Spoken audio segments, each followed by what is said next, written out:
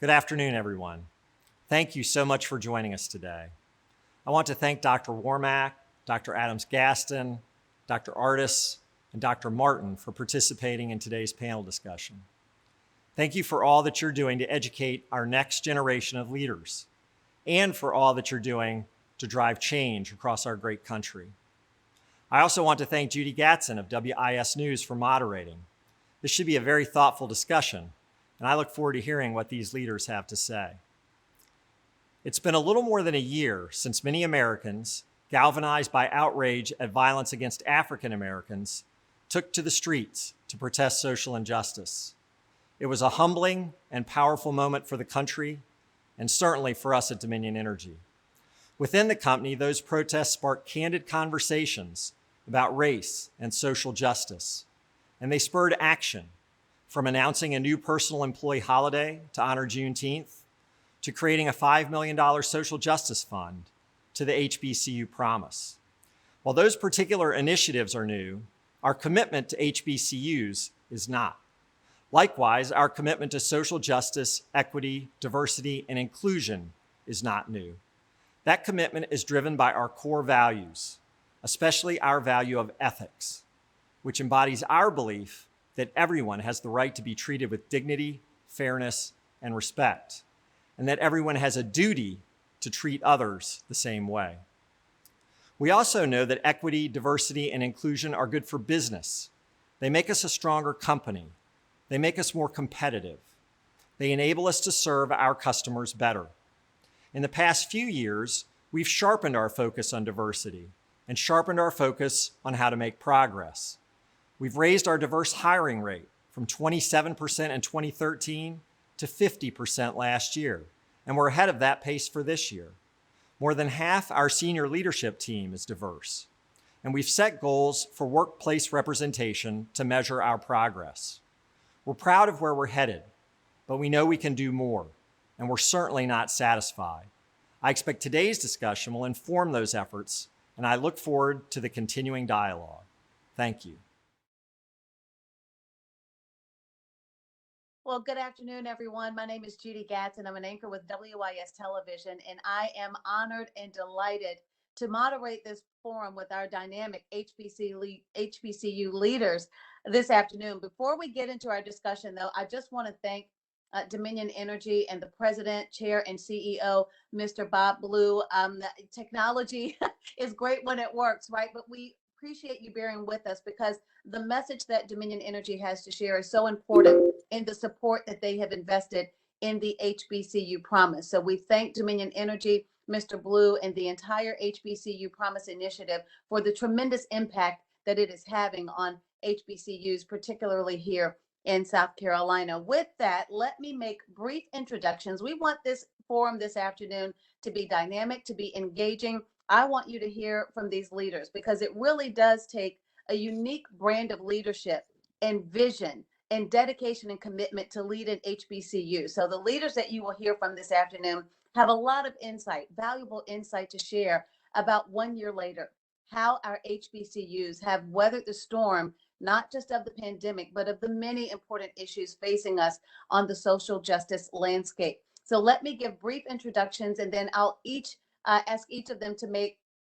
brief remarks to kind of set the table for our forum today. We are delighted to have with us Dr. Harold L. Martin from North Carolina Agricultural and Technical State University in North Carolina A&T. Also, Dr. Rosalind Clark Artis, who I have to mention celebrated a birthday this week, from Benedict College. I know we have some Tigers joining us this afternoon.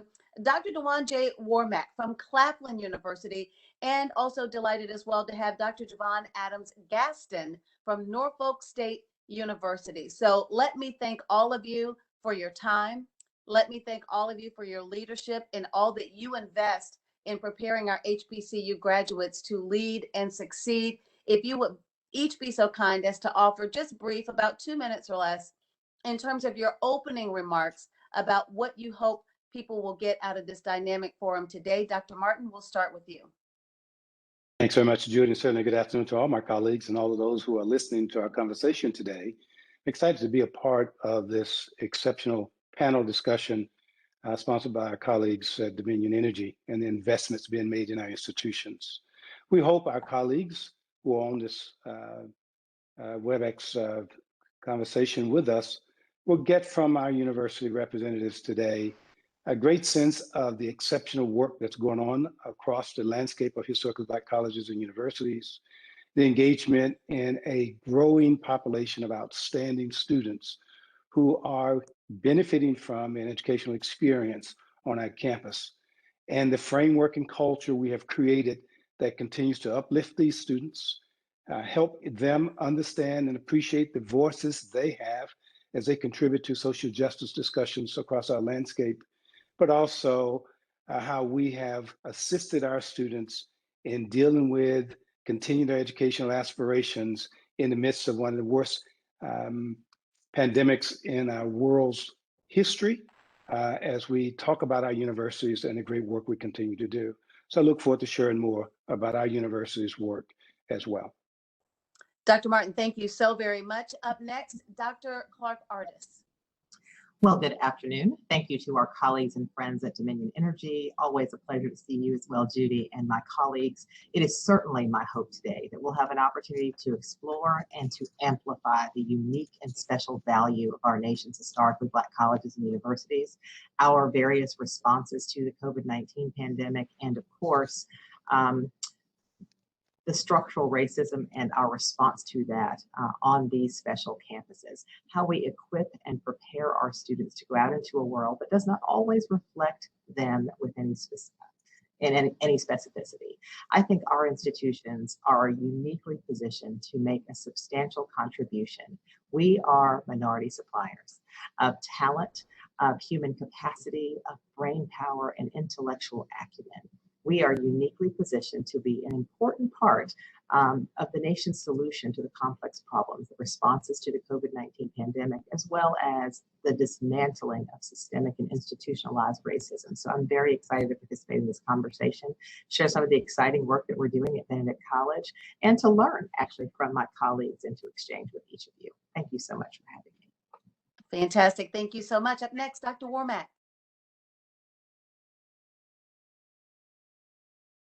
As I have trouble unmuting. Thank you so much, Judy. I really appreciate it. And I am honored to be on this panel with my colleagues, outstanding colleagues who are doing transformational work at our HBCUs. And I just want to thank Dominion Energy for their investment into our HBCUs and believing in the work that our HBCUs have been doing over a sustained amount of time. And so it is my hope that during this dialogue, we can continue to highlight what HBCUs have meant to the United States, not just in the post-George Floyd era. You know, if you think about HBCUs educate 50% of African-American teachers, 40% of African-American health professionals, 70% of African-American dentists and physicians, and 80% of the judges are educated through HBCUs. So once again, to tell the HBCU story and continue to have the commitment and outstanding work that is happening at all of our institutions be shown. Thank you. We're delighted to have you with us today. Last but certainly not least, Dr. Adams Gaston. Thank you so much. I appreciate that. And I can't tell you how excited I am to be with my HBCU president colleagues, because we're doing the work that really matters to this country. As you think about all the things that Dr. Wormack said, as well as the other presidents, one of the things you can use to contextualize that is we're 4% of the higher education institutions. So that kind of production is really, as we call it, punching above our weight all the time. I am pleased to be the 7th president at Norfolk State University, the largest HBCU in the Commonwealth of Virginia. But what really matters, the work that we do, is where cultural context connects with innovation to create transformative excellence. And that's what you get when you bring these students to your organizations. I always say we have to start with internships, and mostly we need paid internships for all of our students. And then we really know that 67% of those who intern will get a job offer. So it's a pipeline, and we want to create that pipeline, continue that pipeline, and ensure that when our students get there, not only do they have the opportunity for cultural context, but that the organizations that they end up being in are also working on that very issue. Outstanding. What a great way to set the table for the conversation today. And we want to dive into a lot of those topics, as many as we can. And for everyone joining us on the forum this afternoon, thank you for being here as a part of this discussion about HBCUs 1 year later, really reflecting on how our HBCUs have not only weathered the storm of the pandemic, but how they have accepted the leadership and the challenges with the social justice issues that we are facing. And so the issues that the presidents have laid out, we're hoping that you will engage in submitting those questions. We'll cover as many of your questions as we can, but we want to start with the students. We always keep the focus on the students, right? And we gave them an opportunity to submit questions to the president of their university. So we're going to start with our first question for Dr. Adams Gatson, and it comes from a Norfolk State student, Mr. Cordell Farley. Take a listen.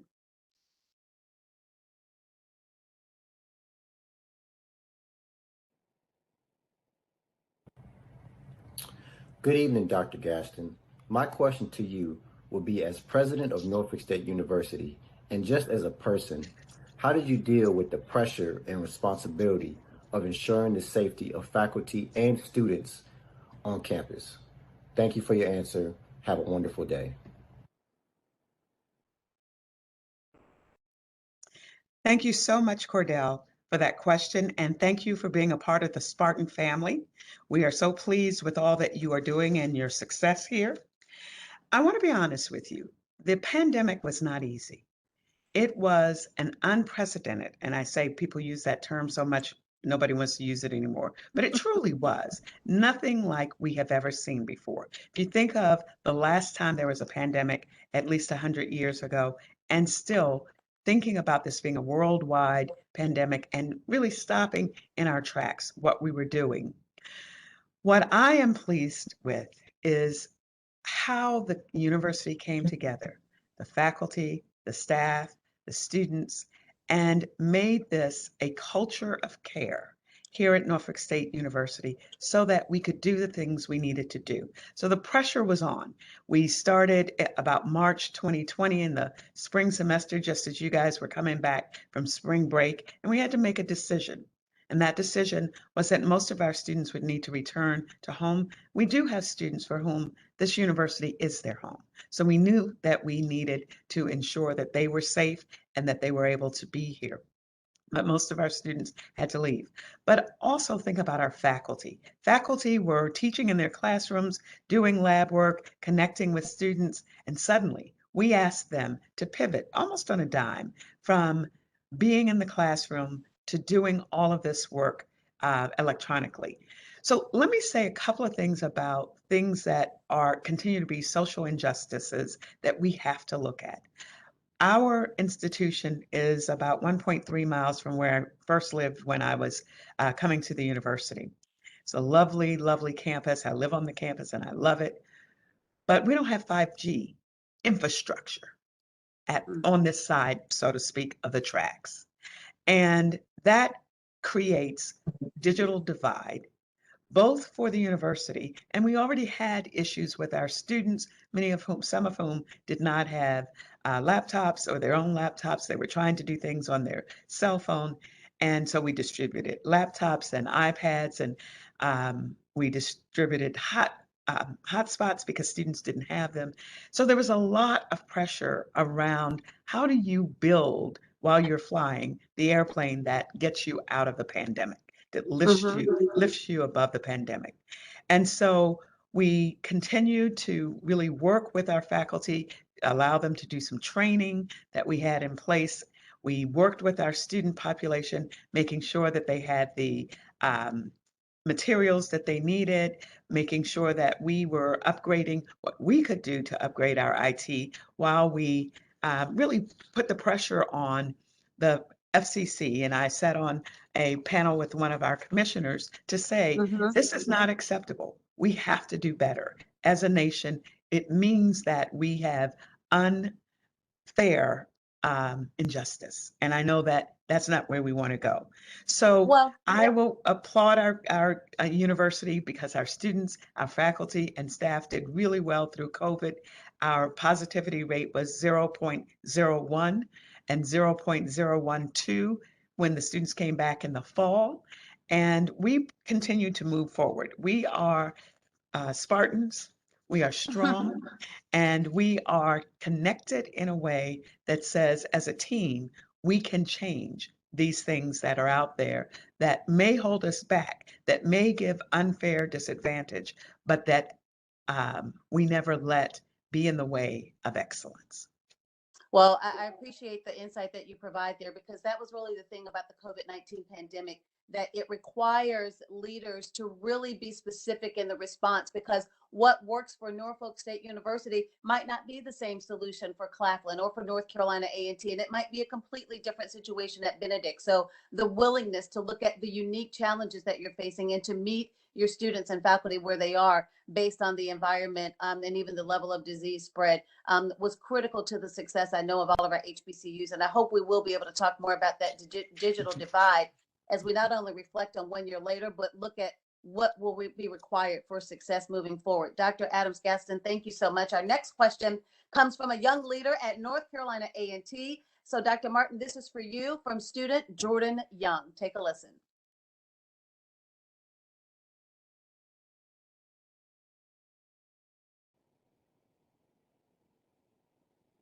Good afternoon, Chancellor Martin. I am Jordan Young, a junior marketing student from Chesapeake, Virginia. And my question for you is, with campus moving back to a sense of normalcy in the fall, what do you foresee as best practices moving forward and continuing post-pandemic? For example, we transitioned to a virtual career fair this year instead of having our normal in-person career fair. Do you think that is something that will stay in place, or will it fall by the wayside once we're through the pandemic? Thanks very much, Jordan, and hopefully your summer is going well for you as well. A great question related to a host of activities that we had to, as part of our contingency plans for this school year. As you're aware, we were open for the full year, face-to-face instruction with a blend of hybrid instruction with online instruction as well. Because of the high levels of COVID virus spread across the nation as a whole, but certainly here in North Carolina, we moved a variety of our goods and services, advisement, career services, delivery of healthcare services to many of our students to virtual. Many of our meetings were held virtually as well, so that we could ensure that we were protecting our faculty, staff, and our students. We found that many of these services that were created in a virtual space have served us well. And as we are preparing to move back to a full engagement of our university this fall 2021, we expect to continue some of these very best practices as we move into the fall. We will continue to provide a blend of face-to-face courses as well as online instruction to allow our students to have choices so that they may be able to continue their education experiences as healthily and safely as they and their families deem are appropriate for them. We will continue to provide support and services in a very significant way virtually to support students' ongoing needs for mental health, for advice and counsel from our faculty and staff, to our health center, collaborations across our university. Faculty office hours were stood up in a virtual way. These have worked out exceedingly well with our students, and much more time with our faculty to a virtual setting, but they will also have access, for example, to face-to-face advice and counsel and engagement as well. High percentages of the nation's organizations like Dominion Energy are coming to our campus and seeking our graduates in record numbers. So the growth of our career fair has blossomed to a level that while we have one of the largest career fairs in our state as a whole, face-to-face, we're also realizing that to accommodate the continuing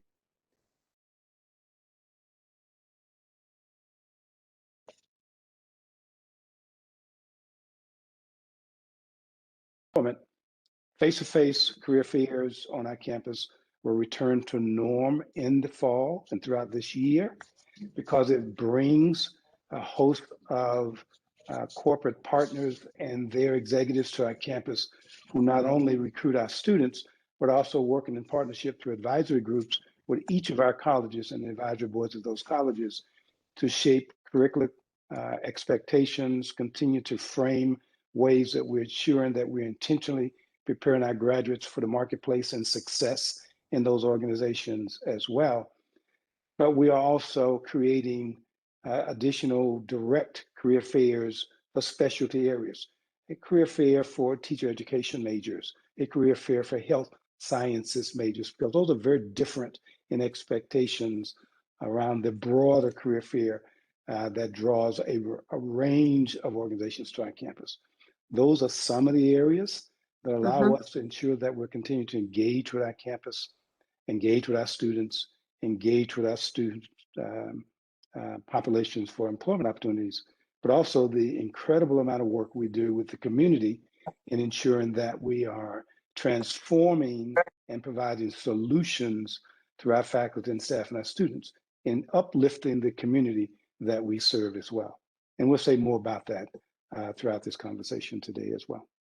Absolutely. And we look forward to that. You know, you talk about the virtual career fairs. You're so grateful to still have that resource available. But, you know, you think about that person, that face-to-face engagement.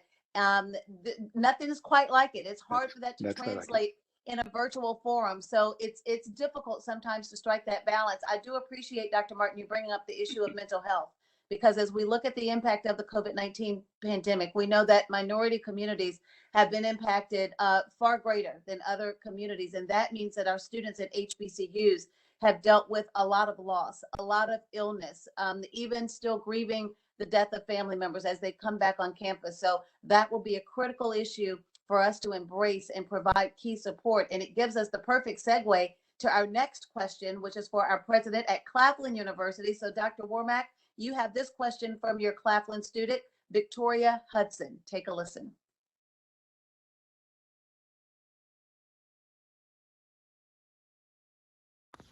Hi, my name is Victoria Hudson, and I attend Claflin University. My questions go out to President Wormack. Can mental health be focused more in classes? Every now and then, can a professor take time out of a class to allow students to breathe or catch up on work or anything involving helping mental health? So Dr. Wormack, talking about incorporating some of these concepts of mental health in classes. I know there's a curriculum we've got to follow, but that's an interesting idea. What do you think? I mean, I think that's an amazing idea. And thank you, Victoria Hudson, for that question.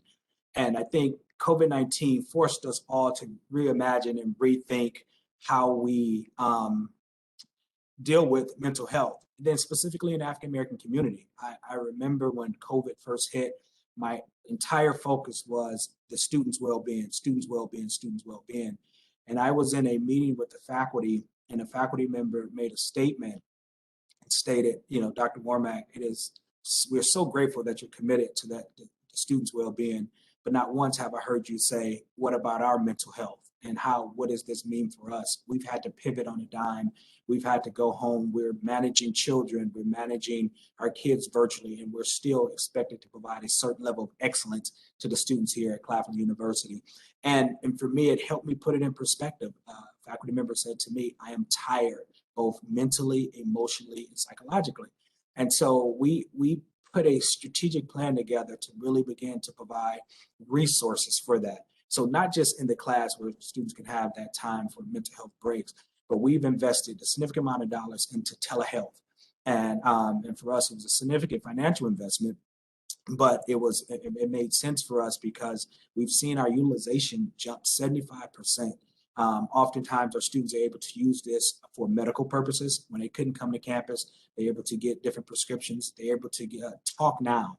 And what we are able to see is the time frames where students are utilizing this, where oftentimes when our mental health counselor is not on campus. And so the utilization has been amazing. But the last piece is the health coaching around mental health and physical health and how those two things are incorporated. So as we're reading some of the analytics that's coming back from this telehealth, it's been more than worth the investment. So Ms. Hudson, we are not just in the classroom, we're thinking about it holistically. And it's 24/7, 7 days a week where students can have the opportunity to take advantage of it. So once we saw the success from students, now it's open to everyone on campus, faculty, staff, and students and family members. And so we've invested in that to ensure that mental health is imperative. As we've heard numerous times, I say that,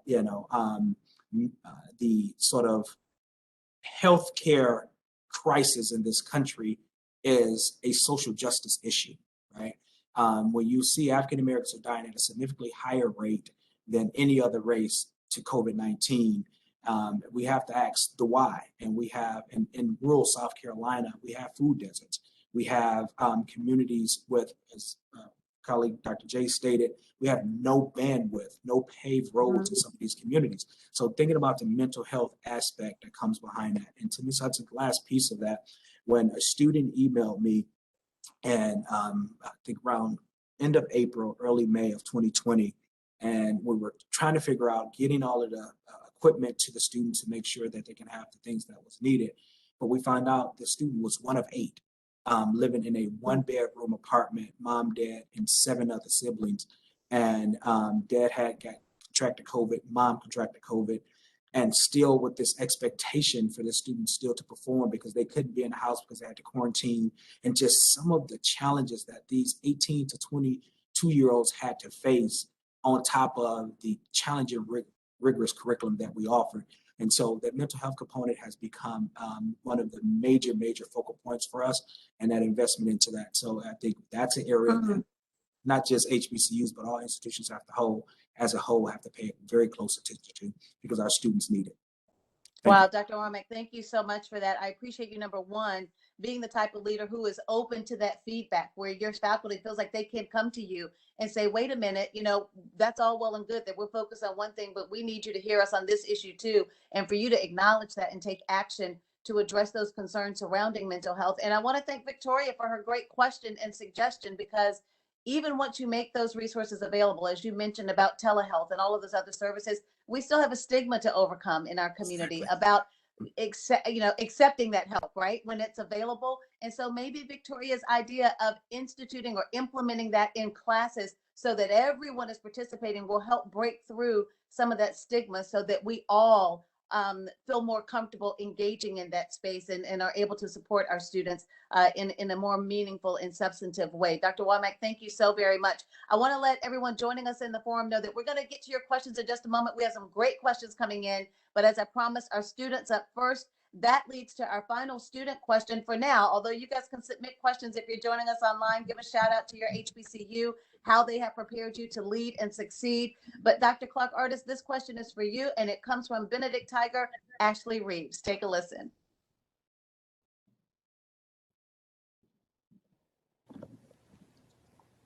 Hi, my name is Ashley Reeves, and I attend Benedict College in South Carolina, and I will be a senior for the upcoming school year.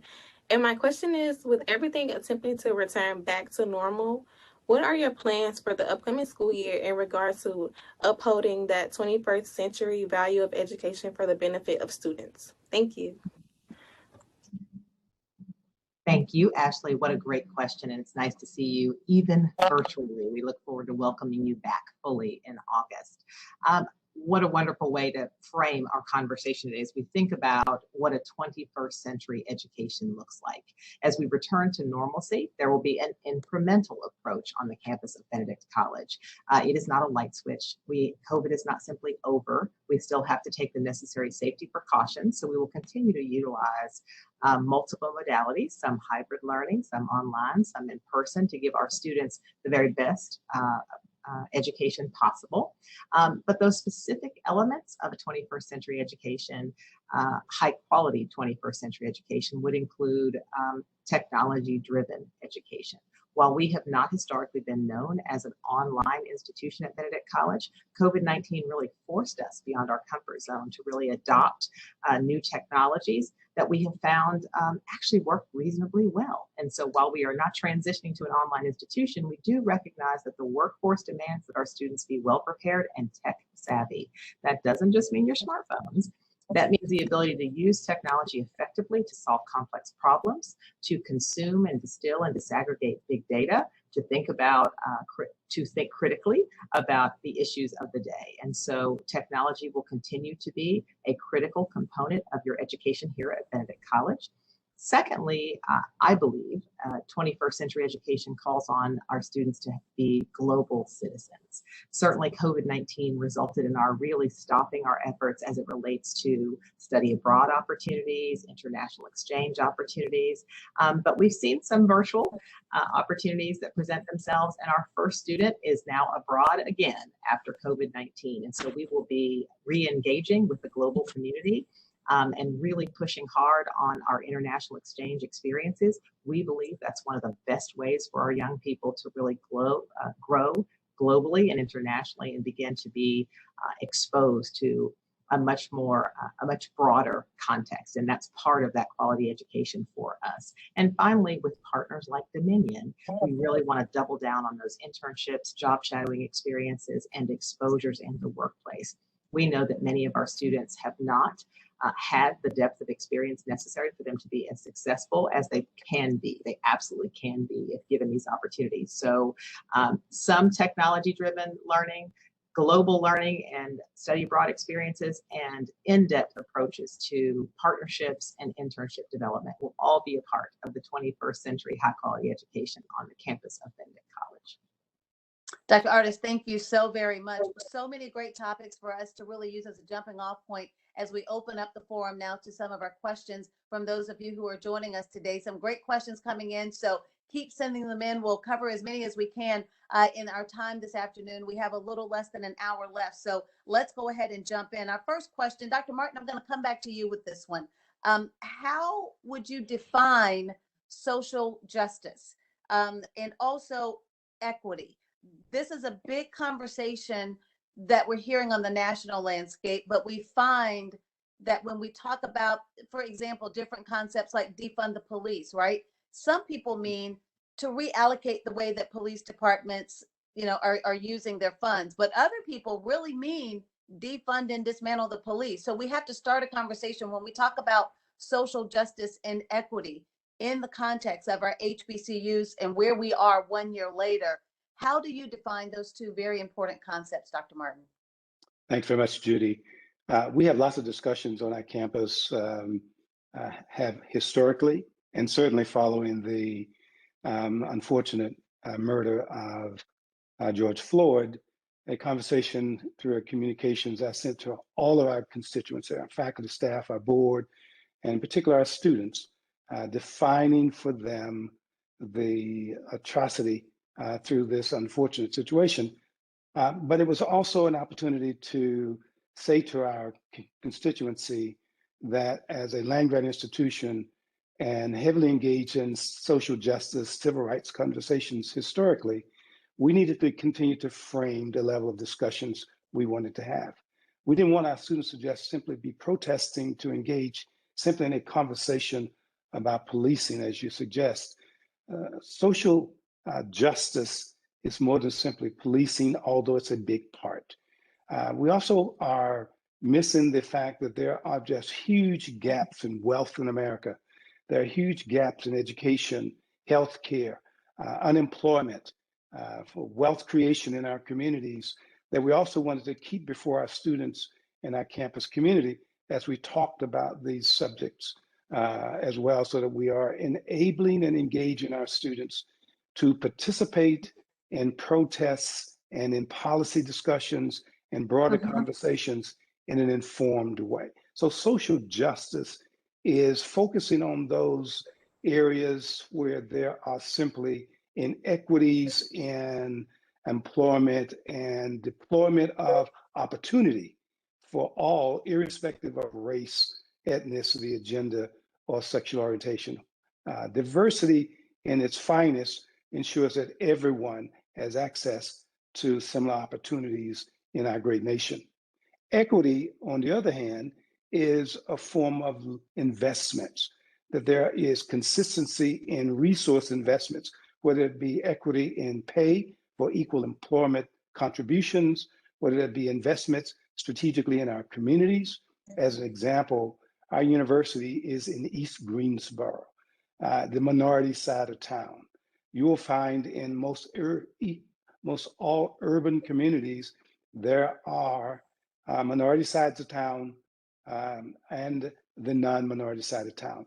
there is inequity in the way taxpayer dollars are invested in creating and uplifting the minority side of town.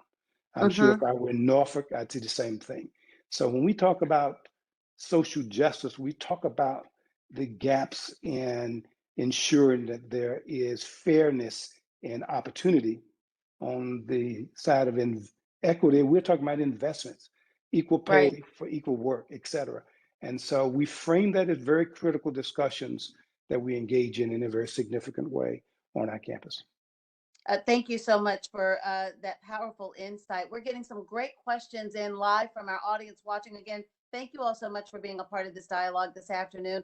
Sometimes when I'm moderating these forums, it feels like we're, kind of preaching to the choir. We have an audience of people who care about these things, but I really believe that these forums that Dominion Energy has held as a part of the HBCU Promise will ignite some meaningful change in our communities and for our HBCUs. So we appreciate you being a part of the dialogue and the conversation as we talk about that social justice issue that Dr. Martin just explained so eloquently. I have to throw in that my pastor over at Brooklyn Baptist Church would say, a protest, as we, see the students getting involved in protests, but a protest without action is called a parade. So we need to be very mindful about what action we want to engage in and follow up on raising our voices. How are we going to use our minds, our hands, to really be a part of the solution? So we'll come back to that subject in just a moment. I want to get to this live question coming in.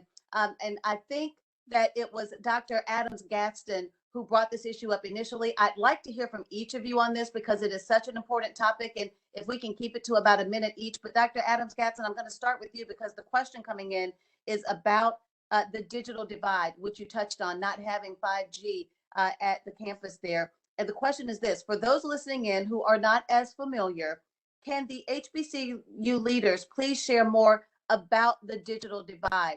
And I'd like to frame that answer, if we could, by not only what the major challenge is, whatever the biggest challenge that creates for you on your campus, but maybe even issuing a challenge to state leaders and other stakeholders about how they can help you address it. Dr. Adams-Gadsden? Thank you very much. And absolutely, the digital divide is alive and well. And it is not only in our campus, and I think to Dr. Martin's point, where our campuses are located are often in places where individuals in the surrounding community have a lower SES or less opportunities. So it's not just the campus, it's the whole digital divide for a community. And so my goal is to ensure that this side of the city gets the support that it needs. And gaining traction with our local community in terms of our city council, our mayor, but it has to be at a national level also. It has to be that the country decides that everybody, whether they're in rural areas or whether they're in urban areas. And I think a lot of times when people think about lack of services, they think that that only happens in the rural areas, but it happens right in the urban centers where people don't have the ability to have internet, or they don't have the ability to have internet at the same level that others have, that they don't really understand that the substructure, the infrastructure that needs to be there is not in those areas. And we are doing a deep disservice in our country if we don't help change that for everybody's sake. We have to level the playing field. You asked the question about equity. That's what equity would be: leveling the playing field, not having some people start at the start line, and some people 10 yards behind, and some people 50 yards behind. We've got to get everybody at the same level starting place. Wonderful insights. Dr. Wormack, let me go to you and ask that question. What is the biggest challenge that the digital divide creates for the students at Claflin University, and your challenge to stakeholders to help bring about a solution? Thank you. And I think that was the most enlightening thing for me moving to South Carolina. So I've been here less than 2 years, and I moved from an urban city. And so I didn't recognize my own privilege. And so in the midst of the pandemic, I received an email from a student that was less than 20 miles from my campus, who lived less than 20 miles. And she said, "It is our prayer that Claflin's passion for education aligns with this compassion."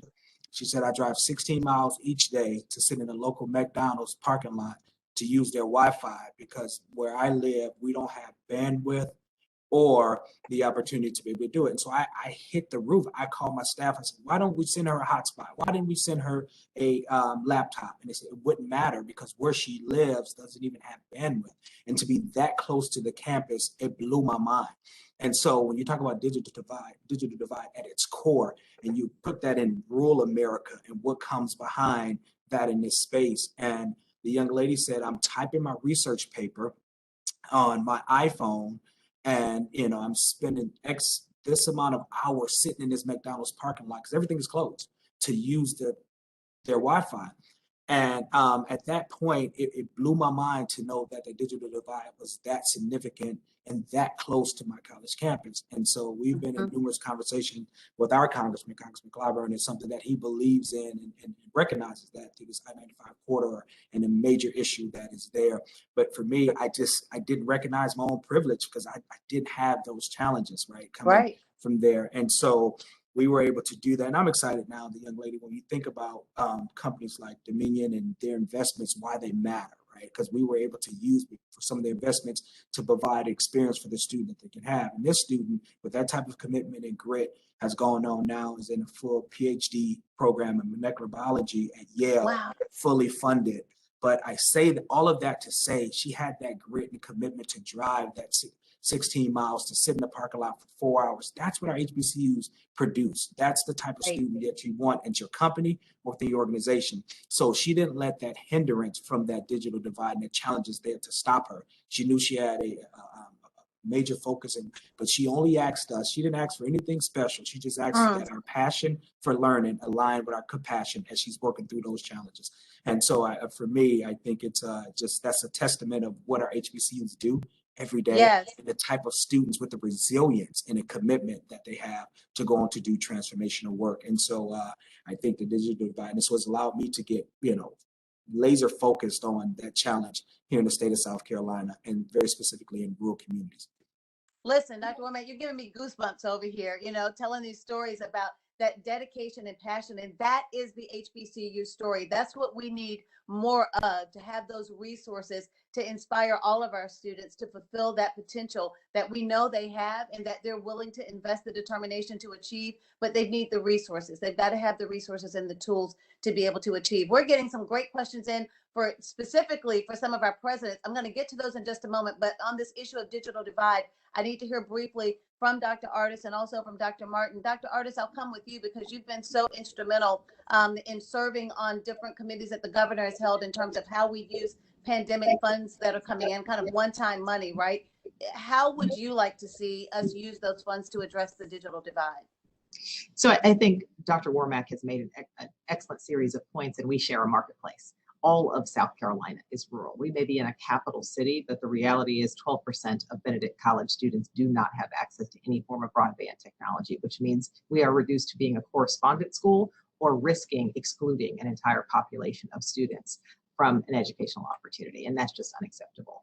We are one of 8 states in the nation that does not have a comprehensive broadband strategy, and that hinders us from accessing the federal dollars that are available to enhance that infrastructure. And so I think we have to get serious. This is a civil rights issue of the day. We have to agitate, educate, empower, engage, and really push these conversations. It is a travesty to imagine a young person trying to learn, particularly in the midst of a global pandemic, and simply not able to access technology, so functionally excluded. And I think we have miles to go in this issue, on this issue, and I think it takes political will. From the national level all the way down to the state and local level, there has to be a will to include and to engage and to recognize that everyone deserves access to opportunity, equity. That's really what it's all about. So we're working hard. We're making a lot of noise, I think, here in South Carolina. Obviously, the governor worked with us to provide a series of Apple laboratories in what would be arguably digital deserts around the state of South Carolina, which are going to be located in environments where students have the least access. Unfortunately, again, without that broadband technology, even a mighty Apple computer is a brick if there's nothing for it to connect to. So we have got to continue really advocating for digital equity across the board for all of our students in our nation. Thank you so much. Dr. Martin, I'm going to put this in question to you before we get to our questions from our audience. You guys keep sending the questions in. We still got a good bit of time here where we can cover a lot of ground. But Dr. Martin, as you look at our theme of 1 year later and look at what you hope to accomplish as we pull out of this pandemic, how would you like to see us use resources to address the digital divide? I would say echo all the key points my colleagues have already made, but I think it's critically important to recognize the digital divide has been there for quite some time. I think the pandemic brought it to the surface and exacerbated the challenges because so much of our engagement moved virtually, K-12, universities, and the like. And it has had a profound impact on high percentages of universities who serve low-income students, which represents all HBCUs, as well as rural communities where many of our HBCUs, quite honestly, are located.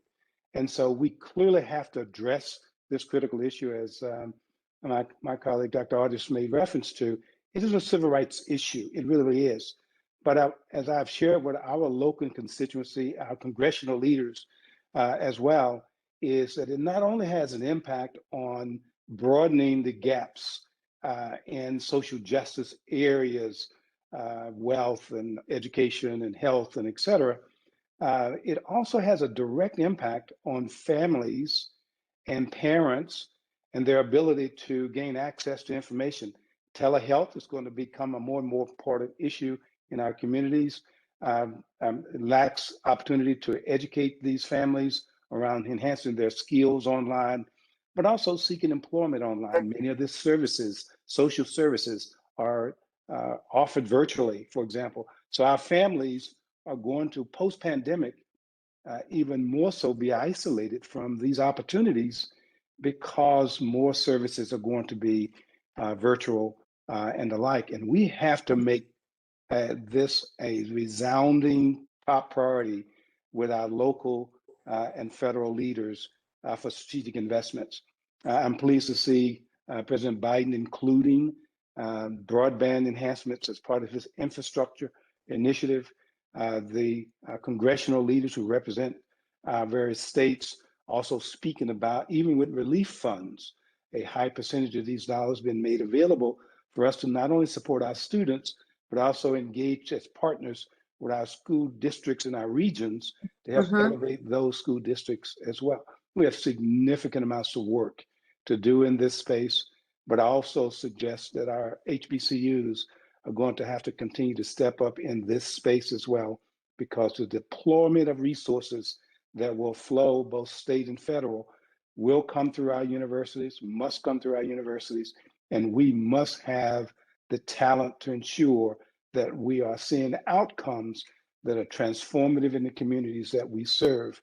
And I think it's critically important that we continue to speak with a loud combined voice that suggests that this is one of our most significant areas of challenge for our nation and certainly for our communities in which we serve through our universities. Absolutely agree. And as you were talking, Dr. Martin, it really, you talk about using our voices and a collective voice, right?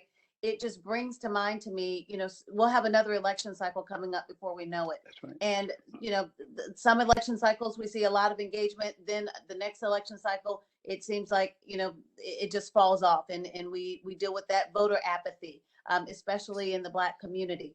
But I think, part of it is because people feel overwhelmed. I mean, life is moving at an incredible pace. People don't feel like they can get informed about all of the issues. Pick one issue.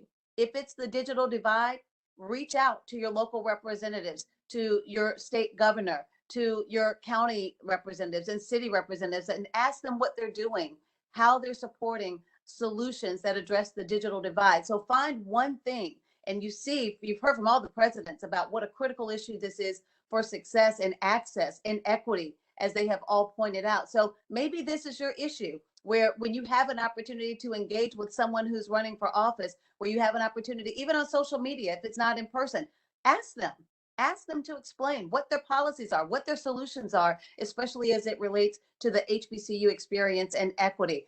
We've got some great questions coming in live. Dr. Artis, I'm going to come back to you. This question is specifically for you. It's, by the way, from a Benedict student who is interning with Dominion Energy, so I know you're very proud. The question is this: as the first female president of the college, can you give insight about building empowering teams? How about that? Well, I think so. I think the A team, as I affectionately refer to it, is a high functioning, high performing team. And the outcomes that we've been able to achieve at Benedict really is proof of that in many respects. I think you build a high performing team by investing in people, by listening, by engaging fully, doing a little less talking, a little more hearing, and really empowering people to take ownership of their respective areas, demonstrate their strengths. And I think through the provision of development opportunities, again, investing in our people and empowering them to do the jobs that we have tasked them to do is the best way to increase organizational effectiveness and to increase the individual efficacy on the part of each member of the team. I love it. I love it. Dr. Martin, we have a question incoming for you from our forum today. So glad to have so many people with us this afternoon. This question says, as a proud 1987 North Carolina A&T grad submitting this question, what can alumni do to get involved and best support the student body? What a great question. Dr. Martin? A great question it is, and we have had lots of discussions. We just had a forum with alumni of our university just this past Saturday, as a matter of fact, and we're using virtual engagement of our alums even more progressively so that we can get a larger population.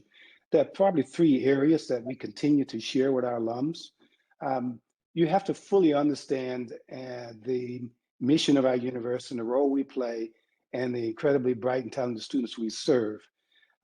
Writing a check that allows us to ensure that we're able to support the broad array of needs of our students, whether it be new technologies for virtual learning, or whether it be scholarship support or textbooks, or minimizing their debt to attend our institution, that's critically important. The second aspect of engagement is to share with our students as engagement through mentoring and exposure, either directly through our colleges and our deans, or through the corporations and organizations that represent, in opening doors for opportunities for mentorship, internships, cooperative education opportunities, and permanent employment opportunities. The third big area I would frame as needs for our alums to be engaged is to be visible in your communities, to be proactive and activist-minded, and serving as ambassadors for our university and HBCUs in general with your local and national leaders. We provide communications for you, letters that define the key messages you must convey to our outstanding alum, Congresswoman Elma Adams, who does remarkable work on our behalf in Washington, D.C. She needs to hear from you. She needs to know, one, she's doing the right thing, that she's celebrating the right kinds of areas of opportunity, the collaboration she's creating with the HBCU bipartisan committee she co-chairs, for example. We have to be actively engaged. Our alums have strong voices, and you should use your voices to open the doors of education and opportunity. As one of my board members said to me not terribly long ago, we have to tell our story, and we can't mealy mouse that story. We have to speak it loudly and clearly and collectively so people hear us. The evidence of our impact as universities collectively is no more visible today than it's ever been, with so many of our alums as HBCUs, Vice President Harris, to congressional leaders in Washington, to governors and lieutenant governors and legislators and corporate executives, people who can make a difference. Share your voice, because people are listening, and we need to engage you with the right messages to share with the appropriate constituents. I think you've laid out some great opportunities. And you know what, when we talk about supporting our HBCUs, particularly from the alumni, I've got to let the other presidents weigh in on this, because I don't want y'all to miss this chance too. Dr. Adams Gatson, I'm going to start with you. Just give me one specific thing that alumni or anybody who supports the HBCUs can do for your campus, your students, whether it's a financial donation, volunteering of time, or civic or social engagement? So it's all of those things. And what I would say is our alumni are deeply committed to the university. They love the university. And as they are able to support the university financially, because in the end, we're talking about students who might not otherwise go to college were it not for the financial support that they receive. And then once they're here, we have the opportunity for those alum to come to campus and to interact with those students. We've got alums who have created programs in their organizations like Netflix, where we had a UX and coding program because an alum spoke up and said, I know a great place where you can get diversity. That's what they can do for us. That's a game changer for us. Fantastic. Let's go next to Dr. Wormack. What is one specific way that people can support Claflin right now? Are you referring to our alums or just in general? Well, yeah, we'll start with the alums, but in general, whatever Okay. that biggest need is, yes. Well, I mean, I want to celebrate our alums. Our alums have been amazing. You know, we've had it consecutively a largest alumni giving. We're right now, we're at 41% of our alumni give each year. Wow. And that's on a 5-year running average. So they're committed Claflinites, and I'm thankful and grateful for that. I think the piece that is most important for us is student exposure and access. And so when you think about when alums are in positions, I say all the time, what makes Harvard, Yale is their alums and their ability to get those students back at their institution, their alma mater, connected to networks. And so our alums allow our students to be able to get that same access and opportunities when they're sitting in these C-suites and when they're in these different positions to make sure they're the voice for the unvoiced. Because if we're not at the table, then we're on the menu. And oftentimes our alums are at that table to have the opportunity to share that voice to ensure that our students are there. So continue to be a voice for those that are coming behind you and continue to invest back into this fertile ground, provide access and opportunity so the students can have the same transformational experience, Claflinite experience that they had as well. It's phenomenal, absolutely phenomenal. Dr. Artis, what about you and the Benedict experience, and for your Benedict students, what would be the most impactful way for people to support right now, particularly alums? So I think to be their very best. The reality is our alumni are really the exemplars. They're the ambassadors for the institution. They carry the brand. They go out and show the world what a Benedict College education can do, be, achieve, and give back. And our alums certainly do that. Benedict College is on its 7th year of consecutive $1 million plus giving. We're on track to $1.5 million this year, and we're very excited about that. So the best of BC alumni come through for us year after year after year. But my admonition to them is keep being the best you can be, because you are an exemplar. You speak for me, you speak for every student on this campus, you speak for this college and its unique history when you go out and represent us well. Fantastic. We've got another question coming in that the viewer would like for each of you to briefly address. The question is, what is the biggest lesson learned for the college or university over the last year? So as you contemplate everything, all the challenges that you have overcome and, important issues that you are still working to address, if you would briefly share the biggest lesson that you have learned at your institution of higher learning over the last year. Dr. Adams-Gaston, I'm going to come back and start with you on that. Thank you. The biggest lesson that I think we learned is the resilience of this institution. I say often that this institution was created during the Great Depression by just a group of community members, Black community members, who said, this education and a higher education is so important that we're going to put our resources together, meager though they were at the time. But we're going to do that in the midst of a Great Depression to ensure higher education for our young people. If they could do that, we can survive a pandemic. It's been time of loss, time of pain, time of difficulty, but also time of resilience. And that only works if you've got great partnerships. So for example, Congressman Bobby Scott, who's the chair of the House Committee on Education and Labor, is a great friend. He's here all the time. visiting with us, talking with us, sitting on panels for us, asking us what's needed, what can we do to support? And that radiates across the campus, but across the nation. So where we have resilience and great partnerships, we are able to be successful, even in the midst of a pandemic. I love it. Absolutely love it. Dr. Martin, let me go to you next. The biggest lesson learned over the course of this last year. You know, there are several, but I'll stick to one at this moment to be concise.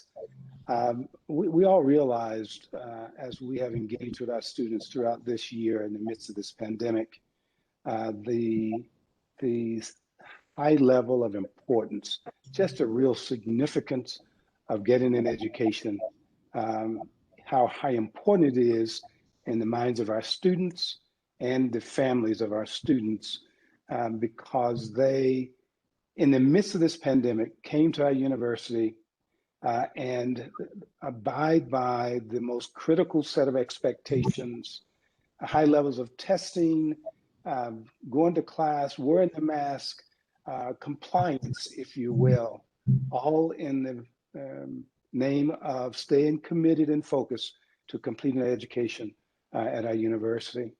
We knew they were there because they wanted to be at an education, but it was critically evident that while other universities were pivoting to go to virtual fully and the like, our students stayed focused, stayed committed, and stayed engaged in the midst of all the challenges that they were experiencing. And we were elated to be able to provide for them the very best experiences we could afford in the midst of the pandemic.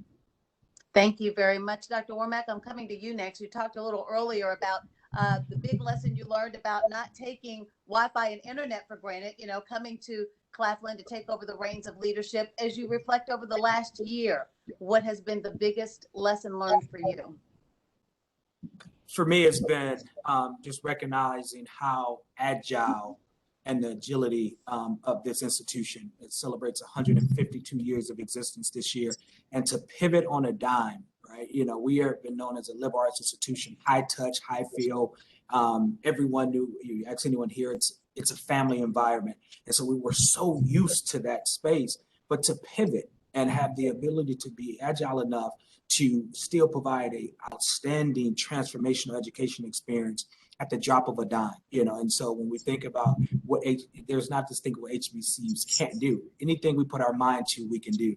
And so to shift the curriculum, and you think about looking at engaged pedagogy models, shifting their curriculum to say, hey, you want to make sure that the faculty structure and training happens in less than 48 hours to ensure when our students are on spring break for that to happen. So just to see the agility and the commitment and dedication from the everyone, that's from the housekeeper to the cabinet, everyone showed the ability to be agile to ensure that the safety and well-being, and our statement has been since this pandemic had started, we wasn't in it to survive. We were going to thrive through the pandemic, and we have been able to do that on multiple levels. We didn't just survive, we've been able to thrive. And that's, again, because of outstanding partners like Dominion Energy and others who continue to invest into fertile grounds at our outstanding HBCUs. Outstanding. Survive and thrive. Dr. Artis, a perfect segue to Benedict College and so much that you have endured and persevered and accomplished over the course of the last year. What's been the biggest lesson learned? I think for us, the institution had a recentering. We knew who our students were. We understood our demographic. We knew the number of first generation, South Carolinians, low wealth, Pell eligible, but the stories, the human stories behind the students, the things that we learned, 31% of my students have housing insecurity. 12% of my students do not live in areas where there's broadband access. To really dig deeply and understand the challenges our students have to overcome, and to be able to amplify those stories in ways that capture the imaginations and the hearts and the minds of folks like Dominion Energy, who then help reinvest into these institutions to provide opportunities for these students is so critically important. And I think we recognize the challenges that our students have to overcome, but the pandemic created set of circumstances where we had to delve much more deeply than we ever had before into the stories behind the names and the numbers and be exactly who we say we are. We talk about being familial. We talk about connecting with our students inside the classroom, outside the classroom, and holistically. COVID forced us to be what we say we are, and I think we stood up. I think the Benedict staff and faculty stood tall in this moment and really demonstrated that when we say we are the HBCU that put the BC in HBCU, we mean it, and it means Benedict cares.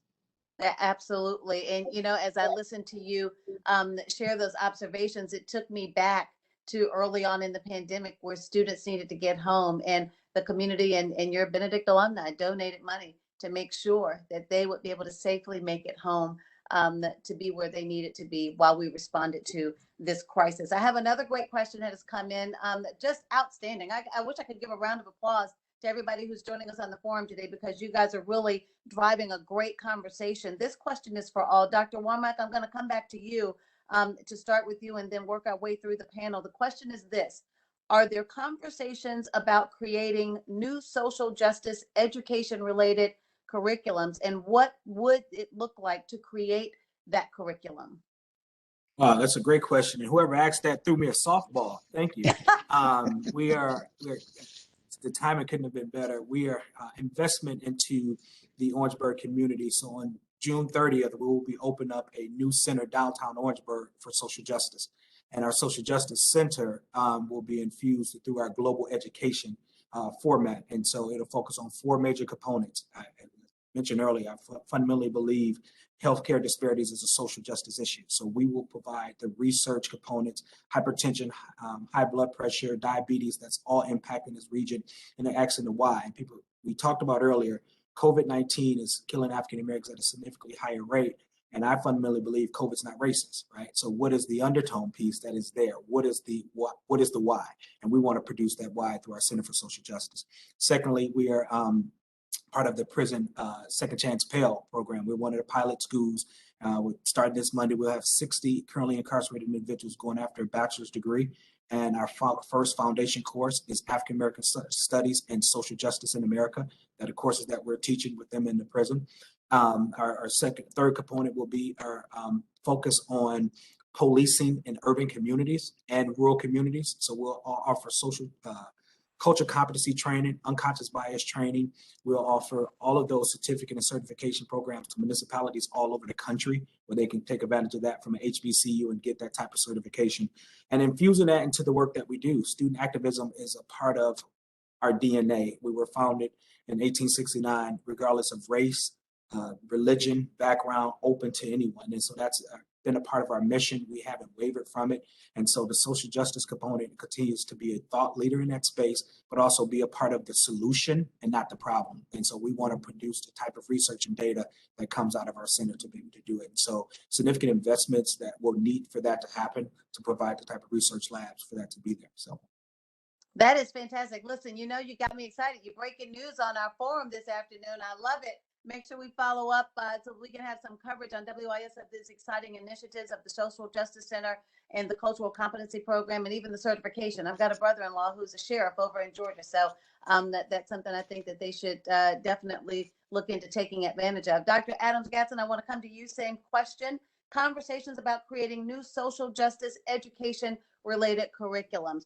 What insights can you share with us on that front? So we're pleased because Norfolk State University has the Center for African American Public Policy, and we call it Camp on Campus. And the center was created to address social justice issues. The Policy Center is a place where we have equity, fairness, understanding, and most importantly, creating solutions to be developed through dialogue and education. It includes NSU faculty, community leaders, use of force experts, NSU police, other members of the law enforcement. And one of the things that I want to say, first, I'd like to say thank you, Dominion Energy, for investing in CAMP. Part of the funding that you provided for us allowed us to extend some of the things that we needed to do in order to maintain that center and to do the social justice work. We're very committed to our students, faculty, and staff having the opportunity to engage in social justice. So camp is our primary way of doing that. The state has been very kind to us in terms of supporting it, and it was needed. So they needed to do that, and we appreciate it. But I would also say that allowing students to get engaged in social justice issues. We've had a on-campus conversation around just after the Chauvin trial on Black Men's Lives Matter. And that was a combination of Black men and from all walks of life, including our police force. There have to be those conversations, there have to be those ways of connecting that allow for social justice to happen, for us to understand what needs to change in the world. I have often said that if police departments across the nation came largely to HBCUs and found out how the policing is done in a way that is educational, supportive, and maintains safety, they would have a different way of doing policing, which would be community-based and much better at social justice that needs to happen nationally. Thank you so much for sharing those insights. Dr. Martin would like to come to you now to see, in your mind, what would a social justice education related curriculum look like? We are a large public university, a doctoral research university, so we have a broad array of areas where our colleges are driving through our land grant mission connections with our community that are social justice related, whether that's creating through our Center of Entrepreneurship to create jobs in the community and building partnerships for helping stand up minority businesses in our community and help them flourish, to creating a center that we have today on cybersecurity, and again, creating technology related jobs and preparing graduates for the future, to 3 new centers that are emerging now out of our College of Education on social justice and education policy related that ensures that we better understand the challenges and deploy and educate individuals who fund K-12 education, but also understand the deficiencies in providing top quality education or leaders in our school districts to a social justice. And I think social justice centers have become the norm across many of our universities. And so the emerging Center of Justice in our College of Arts, Humanities, and Social Sciences. And the final of these is a new center that supports health disparities in our community, where our local healthcare providers, health department, state Department of Health, for example, that have become much more evident as a result of lack of confidence in the vaccine, to ongoing testing and ensuring that our citizens in our community better understand and trust the science that supports medicines and getting access to health care. And through those investments, we've hired an incredible number of just really talented young faculty members who are helping us think through how we better understand these challenges in our community. And we stand up solutions, as my colleagues are defining, that our colleagues in our community trust. They believe the science, they believe the polling data, they understand the importance of registering to vote and getting out and vote. They trust school systems because the superintendent and the boards better recognize the needs of their children, our children in our communities and the like. And we have to take the lead in those discussions. And I'm proud to say that our faculty and staff are just exceptional in engaging in these discussions. Much more to share in that space. Well, we appreciate that observation, and trust is so critical. And it's just an important reminder that trust is not built overnight. It requires an investment over time to build those bonds of trust, so that when we do reach a critical moment where we need to respond to a pandemic, we have those bonds of trust already in place.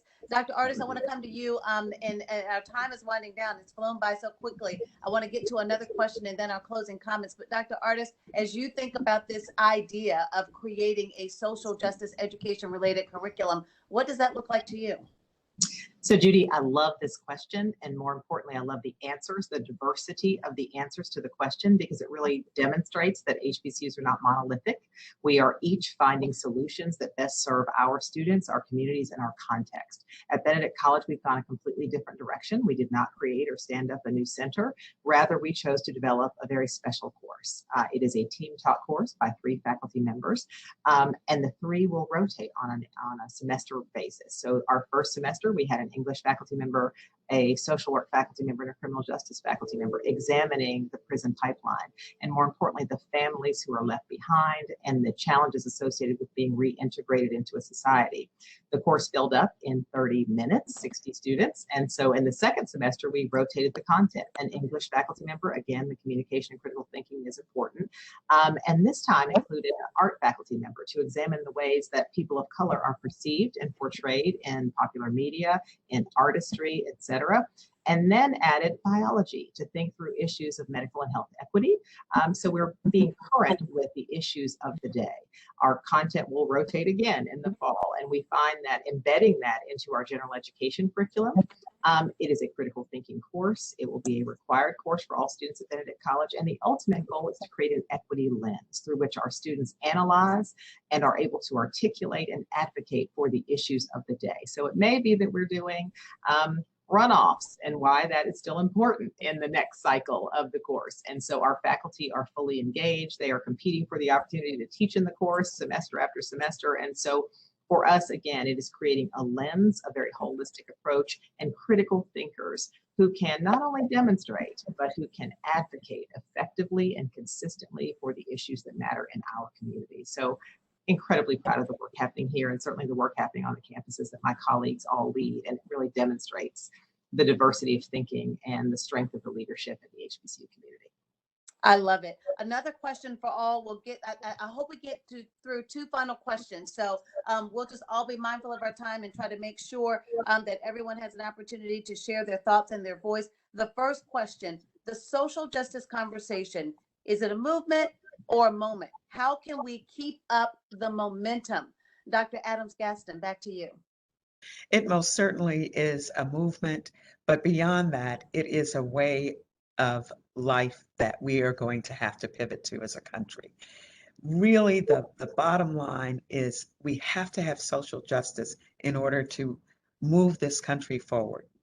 What we are looking at is inequity that is longstanding and has had disparate impact on HBCUs. Right now, Governor Wilder, who was the first Black governor and the former governor of the Commonwealth of Virginia, and Secretary Dyke are looking at, with the monies that have been appropriated to the Commonwealth, to have $50 million each for each HBCU in this Commonwealth because of the historical lack that has occurred. That's transformational. And as we think about what it takes to get social justice, it's those kind of things that change the world, that change the environment, that give an opportunity that we have to be thinking about. And that's not a moment. That is a movement. Thank you very much. Dr. Wormack, to you. How do we make sure that it's not a movement, or not a moment, I should say, but that it is indeed a powerful movement? I just think we have to continue to be consistent. And I say, unfortunately, for me, I've been in this work. I was in Florida when the Trayvon Martin tragedy happened. I was in St. Louis when the Mike Brown tragedy happened. I was in Louisiana when the Jenna 6 situation. So I've been engaged in this student activism work for a very long time and been in the epicenter of all of those experiences. And unfortunately for me, it can't be a moment because I've been in it. This will be a long moment. Like it'll be something I'm trying to wake up from. But I think it's a movement, right? And understand there's many parts and to this piece, and all of us have a different role to play. And so I think about continuing, as Dr. J just mentioned, I think the economic impact is what matters, right? You know, to really even this playing field, there has to be a true financial investment of historic underfunding, under-resourced, not just HBCUs, but minority communities as a whole. And so for this movement to really manifest and transform into really what it's supposed to be, the financial investment matters. And so I think as we continue to think of strategies and we all play our unique roles in this movement, continue to keep the economic piece at the forefront, and why we can continue to do, as someone mentioned earlier, about punching above our weight. So if in the business world, we think about the ROI. And so if you've been able to get those results with limited investment, imagine if you invest a little more. That's the ROI you're looking for. So it's not a moment, it's a movement, and continue to be focused on it. Thank you very much for those insights. Dr. Martin, I'd like to come back to you. How do we hold on and harness the momentum that we see and feel right now to make sure that this is a meaningful movement? Well, I do agree with my colleagues that it is indeed a movement. I believe that it's a movement as reflected by the groundswell of a very diverse group of very young people who are leading the protests or leading the conversations in very significant ways, and are growing in their impatience with the way change occurs. And we have to continue to ensure that these young people are continuing to gain the level of advice and counsel and education and preparation so their voice continues to have meaning and is being heard. And we'll continue to see organizations like Dominion Energy and leaders like Bob Blue making conversations and commitments through organizational values that say this is important. The evidence is shaped by our actions, not by our words.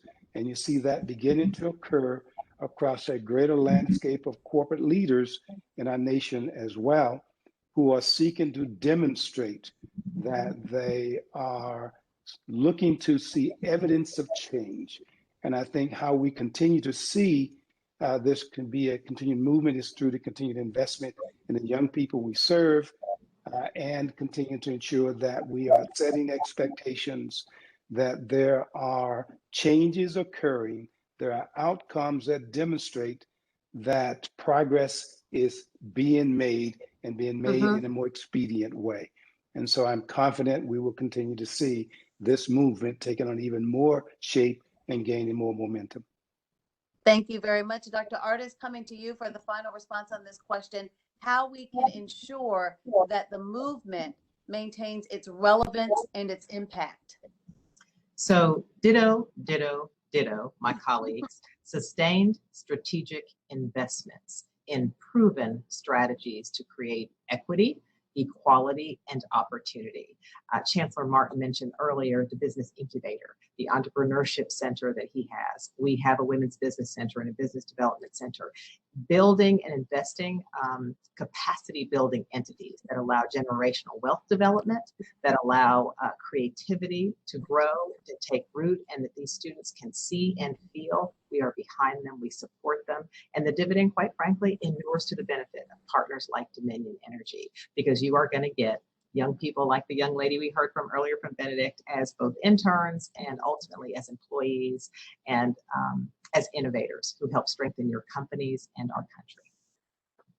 Well, our time has wound down. I cannot believe how quickly this conversation has gone by. I want to thank each of you. I said it at the beginning of our forum today, but it is worth saying again and repeating that it does require a unique brand of leadership and a certain kind of vision and commitment and passion and dedication to really lead an HBCU in excellence. And we see that in each and every one of you, your strengths and your talents that you bring to bear, all for the investment and the well-being of our HBCU students. So we cannot thank you enough for your time and your talents that you invest, not on their behalf, but on the behalf of our communities as well. If I can have a moment of personal privilege, we have a great question that slid in kind of under the deadline. I'd like to assign our HBCU presidents a little bit of homework, if you don't mind. The question is, we are approaching a very important date in our nation's history, Juneteenth. We just saw the movement of the legislation on Capitol Hill. This viewer would like to know, would you please touch on the significance of how that relates to the current social justice movement?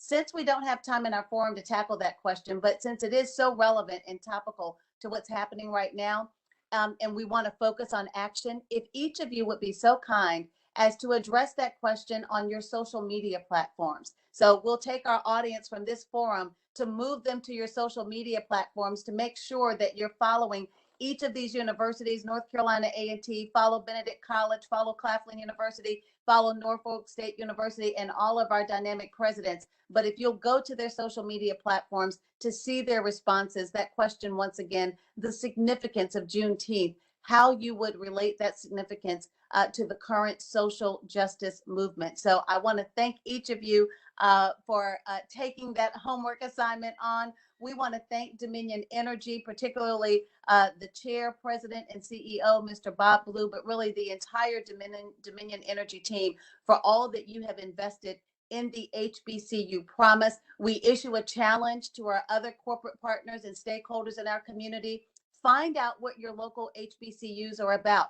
Talk to them about the challenges that still need to be met, and find a way, find your avenue where you can be a part of the solution, so that we take all of these great ideas that we have tackled and talked about today, and that we see meaningful action that has the result of impacting lives and allowing all of our HBC students to fulfill their God-given potential, to lead and succeed, and most importantly, once they hit those objectives and see their dreams come true, to have them come back and do the very same for others. Thank you all for your time. Thank you for your service to our country, to our states, to our communities, and thank you all for joining us for this HBCU Promise Forum today. Have a great afternoon. Thank you. Thank you so much. Thank you, Judy. Thanks, colleagues. Thanks. See you later. It's good to see everybody.